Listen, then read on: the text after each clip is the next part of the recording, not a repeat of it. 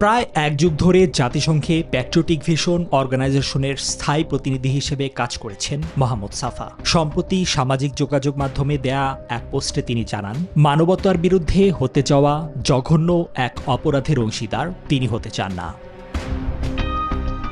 Suffer দাবি, জাতিসংঘের শীর্ষ কর্মকর্তারা প্রভাবশালী একটি গোষ্ঠীর স্বার্থ রক্ষা করে চলেছেন। বিশ্বশান্তির জন্য ইরানকে আসন্ন হুমকি হিসেবে প্রচার করা হচ্ছে, অথচ এটি পুরোপুরি একটি পরিকল্পিত অপপ্রচার, যার মূল লক্ষ্য বৃহত্তর আঞ্চলিক সংঘাতকে উস্কে দেয়া।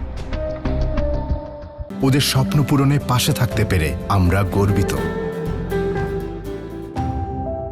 তিনি বিশ্ববাসীকে সতর্ক করে বলেন, তেহরান কোটিরও বেশি মানুষের একটি শহর। সেখানে পারমাণবিক অস্ত্র ব্যবহার করা হলে যে ভয়াবহ মানবিক বিপর্যয় নামবে তা সাধারণ মানুষ এখনও পুরোপুরি উপলব্ধি করতে পারছে না। সত্য বলতে গিয়ে তাকে হত্যার হুমকিও দেয়া হয়েছে।